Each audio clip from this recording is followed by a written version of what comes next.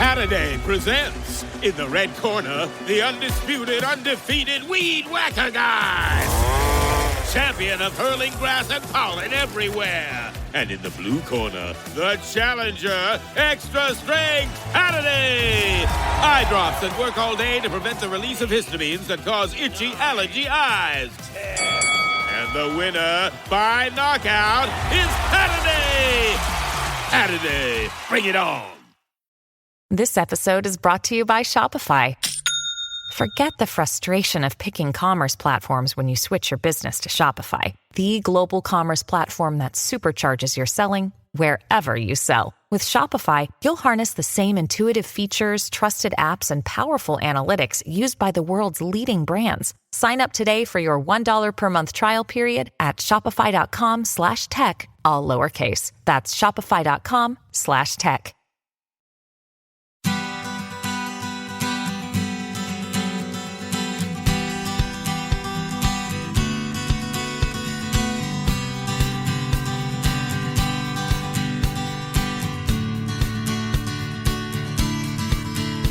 Welcome to the Parent Footprint Podcast with Dr. Dan. I'm your host, Dr. Dan, and we are excited to bring an exciting show to you today.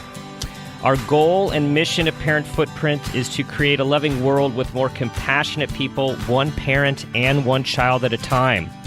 We strongly believe the key to raising happy, healthy, and engaged and aware kids is for us parents to do the same, to be happy, to be healthy, to be engaged, and to be aware in our own lives. We believe that awareness and creating awareness is the foundation of creating a vision of successful parenting, and that you can choose your own vision and be the person you want your child to become. Today's show is called The Possibility Principle: How Quantum Physics Can Improve the Way You Think, Live, and Love. And that title happens to be the same title of our guest, Mel Schwartz's brand new book, which we're going to be talking about today. Mel is a licensed clinical social worker. He has his master's in philosophy, and he's also a psychotherapist and marriage counselor who has been in private practice in Connecticut and Manhattan for over 20 years. He has become an emerging voice in the field of personal transformation and is one of the first practicing psychotherapists to integrate the principles of quantum physics into a psychotherapeutic approach. He earned his graduate degree from Columbia University and has written other books such as The Art of Intimacy, The Pleasure of Passion, and blogs regularly for Psychology Today. He has written a lot, over 100 articles read by more than 1.5 million people. I am very pleased to welcome Mel to the show. Mel, thanks for joining us this morning. It's my pleasure to be with you. All right, we have a lot to talk about. First of all, how you've been at this a long time, and you've been thinking about this stuff a long time. Tell us how this book came to be. I would have to go back 20-some-odd years ago. I had recently divorced. I had two young sons who lived primarily with me, but on one particular weekend, they were with their mom. It was a beautiful spring morning, and I went out for a bike ride, thinking I would enjoy myself. I became overcome with anxiety, missing them terribly, and started to feel panicky. My heart started to race. I rode the bag back home, not knowing what kind of relief that would give me. Got home, I reached on the shelf and absentmindedly picked out a book. And the book was called The Turning Point, written by a quantum physicist named Fritjof Capra. And I started to read about this paradigm shift, that reality as we know it was beginning to appear different. It wasn't what we had been taught, which was primarily by 17th century thinkers like Newton and Descartes, who told us reality was like a giant machine or a large clock. And I began to read that quantum physics revealed that reality is unimaginably, counterintuitively inseparable. It's kind of like one, much like the Eastern religions and spiritual traditions have always told us, but now it was appearing in this empirical science. I also read that reality was completely uncertain, not deterministic, and that uncertainty meant that all things were possible. Within 20 or 30 minutes of reading, I no longer felt anxious. But even more to the point, I felt intrigued and alive and connected and all full of potential. That never stopped for me. I don't understand science, so I don't want your listeners to think I'm a scientist. I was a C student at best in science. I just read about certain principles, and I thought, if that is what reality looks like, how do I need to alter my beliefs and my thinking to align with what appears to be this wondrous universe?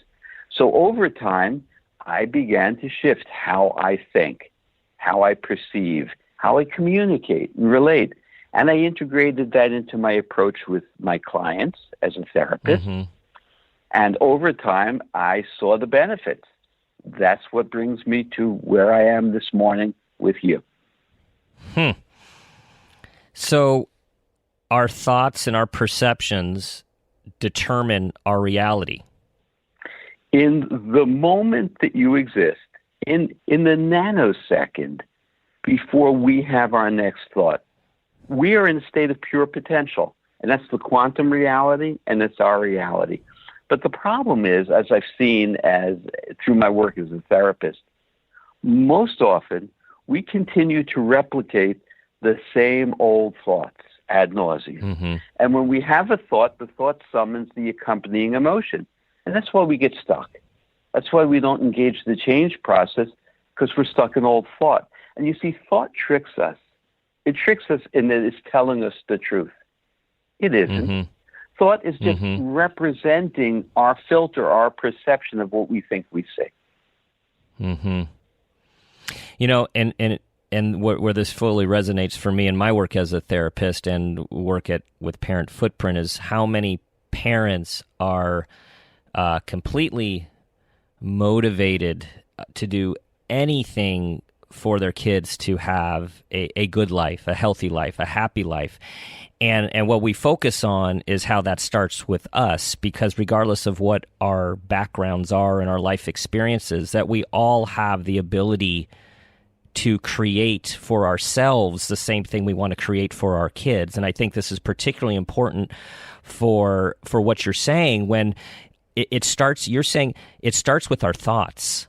You like what's most important. I know you write is that our most important relationships are not even with our family or loved ones, but with our thoughts and our thinking.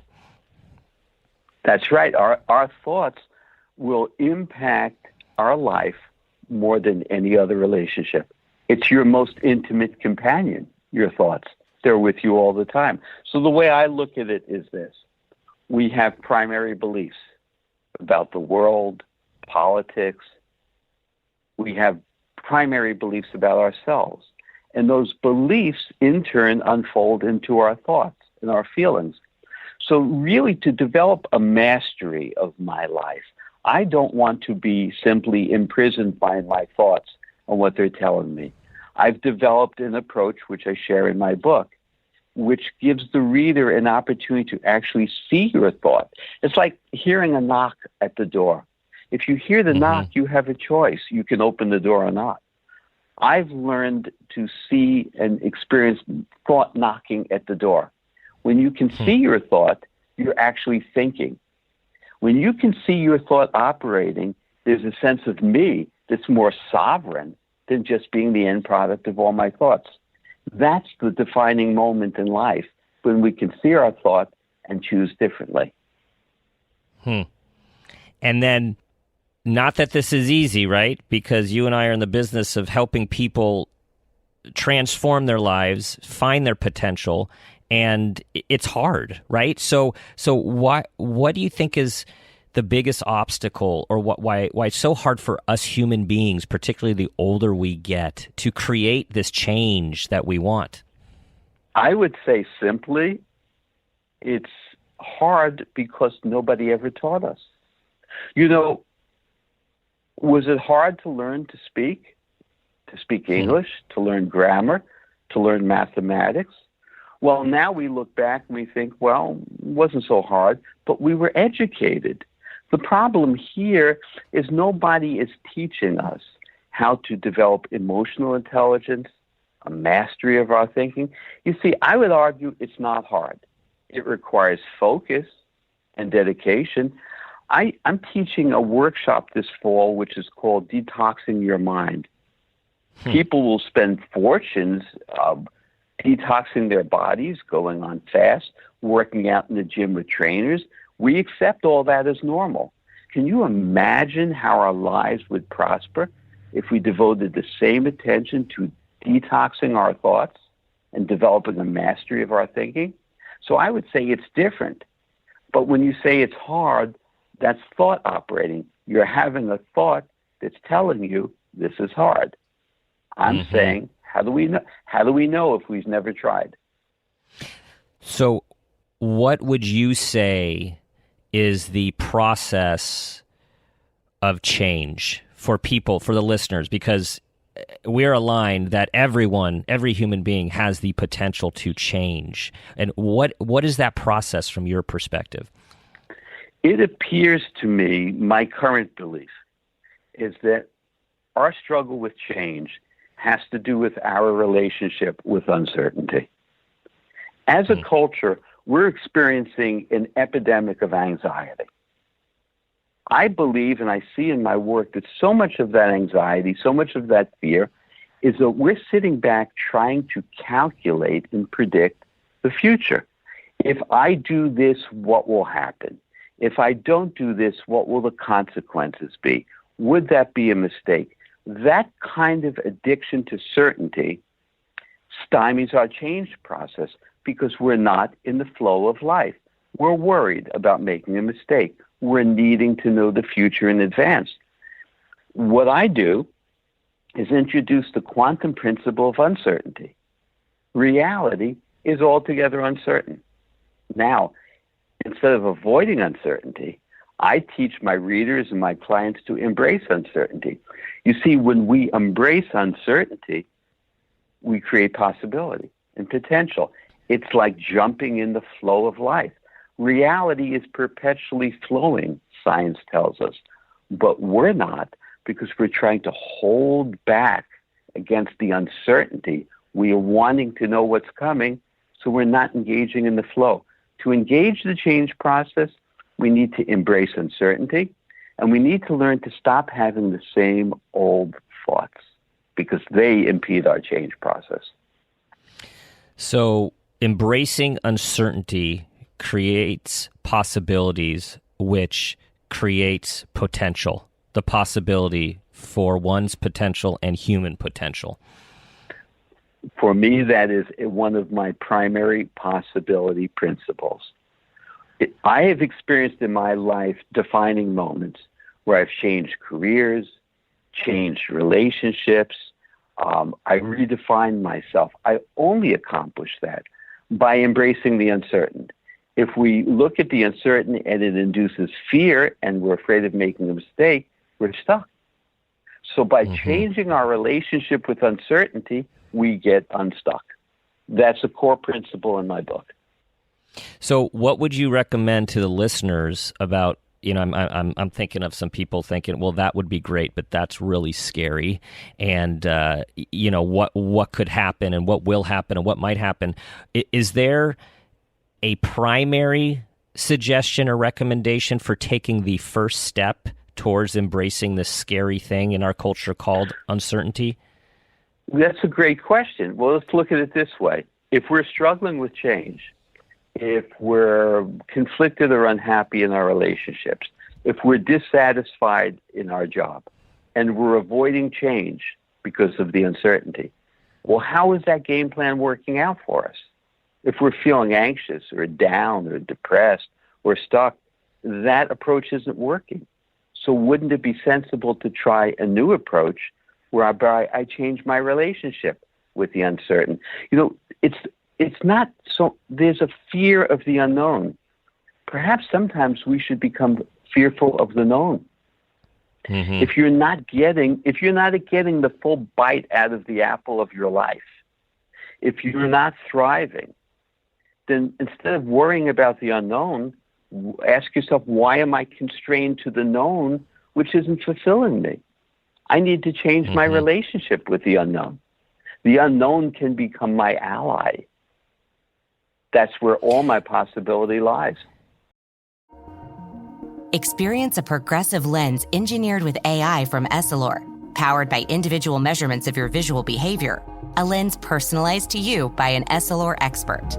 Discover Verilux XR Track and enjoy instantly sharp vision in motion and seamless transitions from near to far. Find your local Essilor expert today at Essilor.com. Empower. Claire is practicing her breathing for her upcoming yoga retreat in Bali. Has she ever done yoga before? No. But Claire worked with Empower on her savings and investment strategy. She got good at money, so she can be a little bad.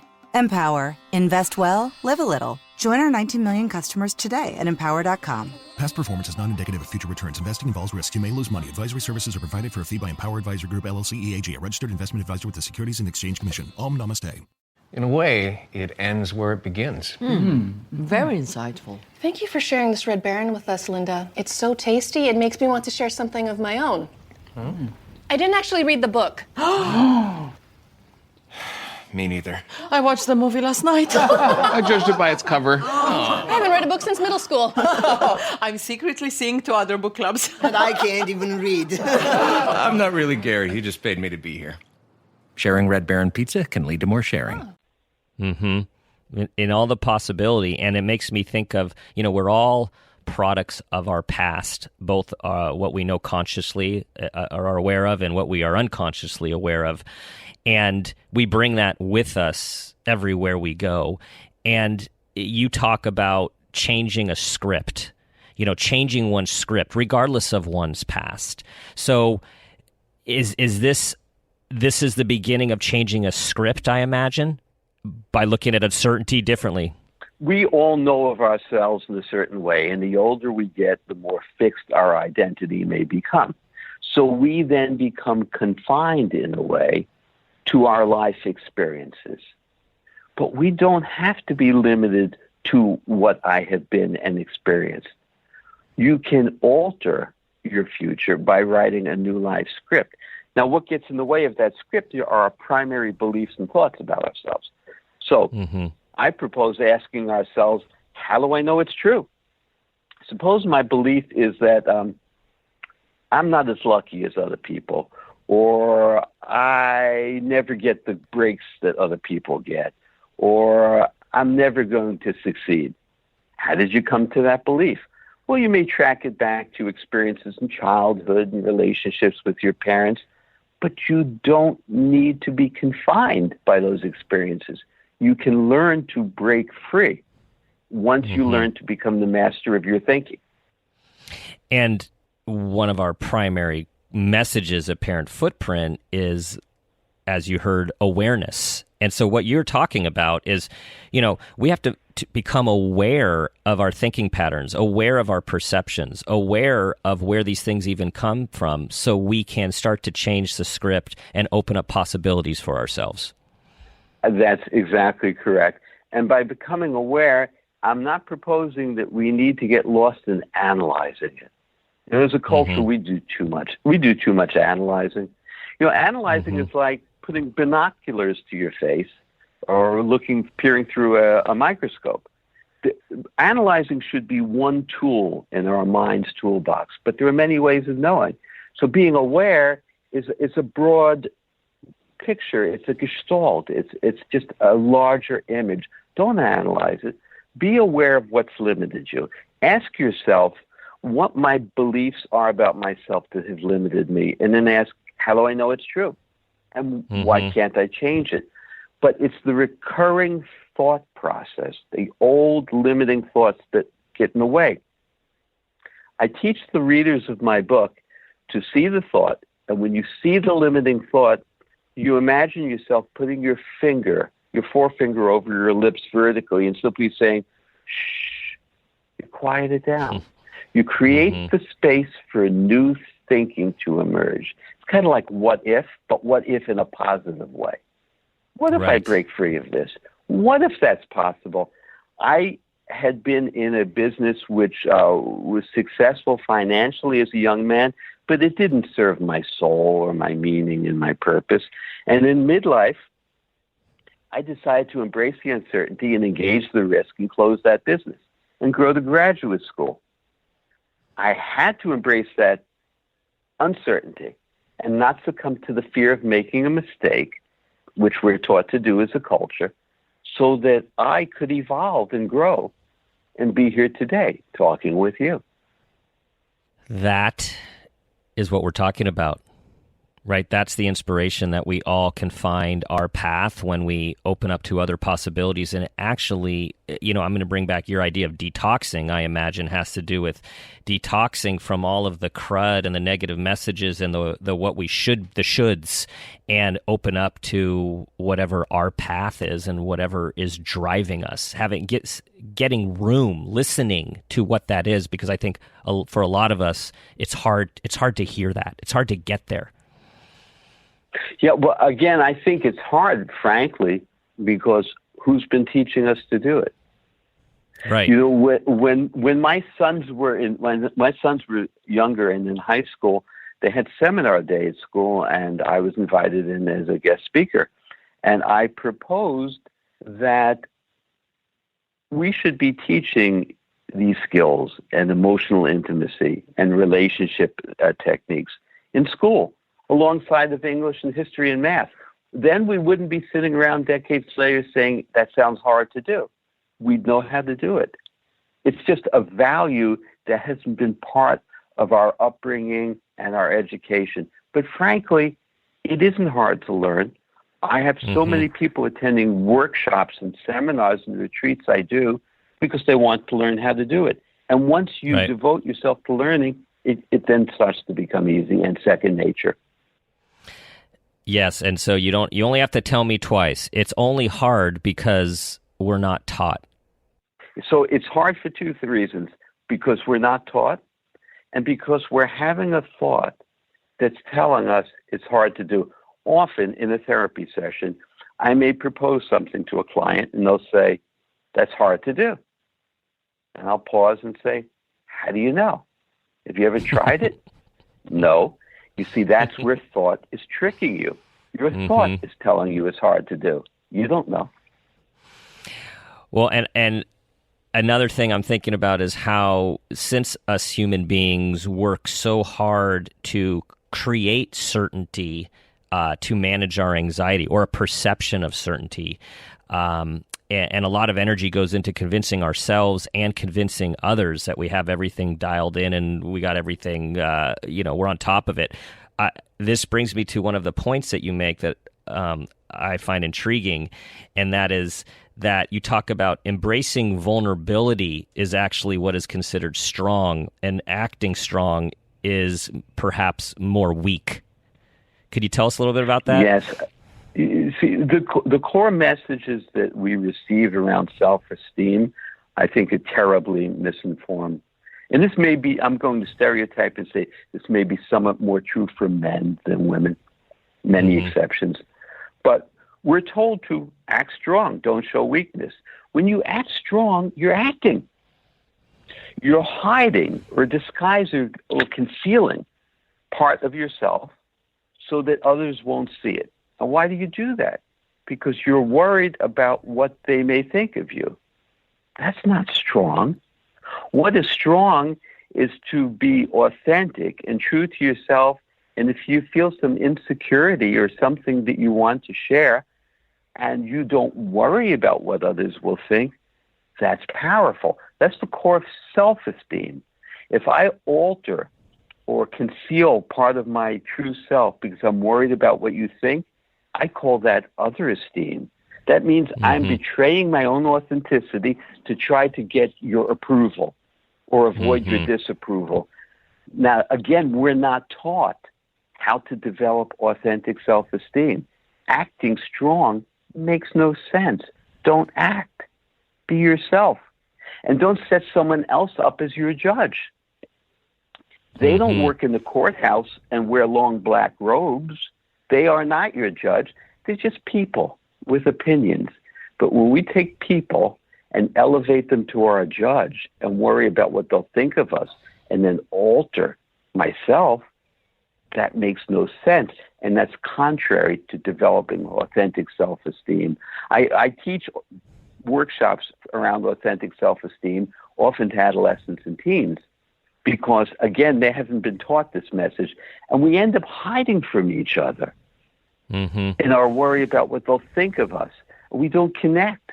We don't open up genuinely. And this happens even in marriages and very close relationships. We don't develop honest, emotionally intimate relationships because we're worried about what they will think. Don't act. Be yourself. So how do we, you make the point, I think little by little, we're starting to see social and emotional developmental curriculum in some schools. So, I mean, we're starting to see it a little bit. But your point is well taken that our kids don't get taught a lot of this stuff. And yet we as parents are in the best position to be primary teachers, not only in what we actively teach, but how our kids see us live every day. So as a parent, and there's a lot of the parents are listening, what do you recommend to parents in order to teach these very important life skills to their kids? It doesn't matter what we say to our children. It matters who we are and what we do. I so often, when I'm counseling parents about their relationships with their children, they start off by asking their kids questions, and they may be uncomfortable questions and answers. And I'll ask the parent, how about sharing something about your own self? How about foaming the runway, so to speak? So instead of telling our kids how they should live our life, they should live their lives, how are you living yours? What are you modeling? For example, I do some therapy with a number of therapists, and I supervise them. And on occasion, they'll talk to me about issues with their children. And their children may be resistant or uncomfortable with going into therapy. And I'll ask their parent, who is a therapist and is in therapy, have you shared with your child that you're in therapy? No, I didn't do that. Exactly. What sense does that make? You can demystify this. You can explain that therapy is a good thing. It's like going to the gym and working out with a trainer. You don't have to have a dysfunction or a problem to benefit from therapy. So there, the parent isn't sharing sufficiently, and that's the problem. They're lecturing. Yes, exactly. And I had to restate what you said because an incredibly important take-home message for our listeners and myself as a parent is it does not matter what you say to your children. It's what you do and how you act. That's huge. It's how you live your life. Yes. Absolutely. We need to model for our children who we want them to be. Be the person we want them to become. And if we're struggling with that, we should share it. Again, don't act strong. Be genuine. What I've also often found in my own life as a parent and then with my clients too, what's emerged over the years is realizing exactly what you're saying, is that telling our kids a lesson, they just turn off. When we share with them an aspect of our own life, our own struggles that relates to the message we want to give them or we want them to hear, their eyes are totally locked in when they're hearing it through your own authentic story. And to that end, don't just share the good stuff about your life. Share your challenges and your struggles, because that gives them a reference point. Because if you don't share that, you disempower them because they're going to go through struggles. Give them a reference point that mom or dad went through something like this and it all worked out okay. We deprive our kids by only sharing the good. We need to share our real life narrative with them. That gives them so much more of a basis for moving forward. So if I know this is hard. Oh, I said hard again. Let me say, I'm going to learn here. Okay, this might be a challenging question. If there is one thing that you can recommend to parents listening to increase the chances of them raising children that seek their own potential, what is that one thing for these parents to focus on? Share with your children your contests, your challenges, your successes, and places where you haven't succeeded. Open yourself up in your own transparent vulnerability. I'm not proposing that you make them worry about you. We're not going to that extreme. But share with your children your actual engagement with your life throughout your life. Let your life be a narrative, a real story for them, which is rich in context. Don't just check to see that their grades are okay or that they're not consuming alcohol. Those are all necessary things, but you need to provide something richer. What's the story of my life been? What have my goals been, my achievements, my disappointments? Share it all. Make them a partner in your life. Be vulnerable and be authentic. Yes. I love it. Okay, Mel, it is time for the parent footprint moment question, where you have been thinking about a time to share with us when you became aware of something about yourself as an individual or as a parent, and that increased awareness, that new awareness, had a positive impact on your children. Well, this will be applicable to parents who have school-age children, particularly younger children. I recall my son coming home with a report card. I believe he was perhaps in third or fourth grade. And it was a report card that I was disappointed with the results of. And I kindly gave him the rather typical parent conversation of, you can do better, you're not putting enough work into this. And he looked at me. I'll never forget the moment in time. He looked at me and he said, "Dad, I'm just in third grade. My grades don't count. I'm just a kid. Would you let me be a kid?" And the wisdom of that was remarkable. I think that we are stealing childhood from our children in an abusive way by not allowing them to be kids, to have wonder and downtime and play the way I experienced when I was a kid, which was a different experience altogether. And my son said to me, when it counts and my grades count, I promise I'll get focused. In the meantime, let me be a kid. And you know what? It's 20 years later, and he was right. He's well-grounded and very successful in his career. My words here are, don't forget that childhood is an essential developmental time for a child's growth, and it is not all about success and achievement.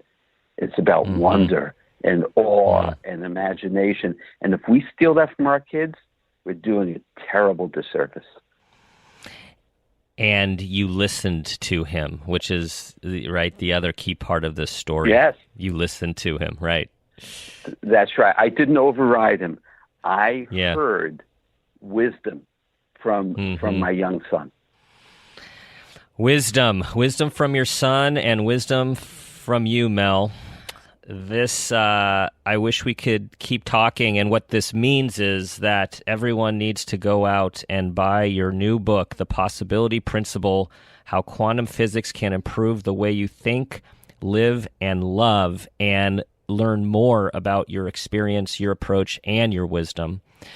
Where can people continue to find your talks, your trainings, your speaking events, and such? The central place is my website, melschwartz.com.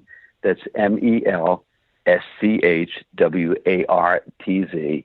And you'll find my talks, my books, my offerings, my practice. I I work by Skype and FaceTime with people out of my area. Everything I can offer, you can find on that website. Mel, thanks so much for offering your wisdom, insight, and experience.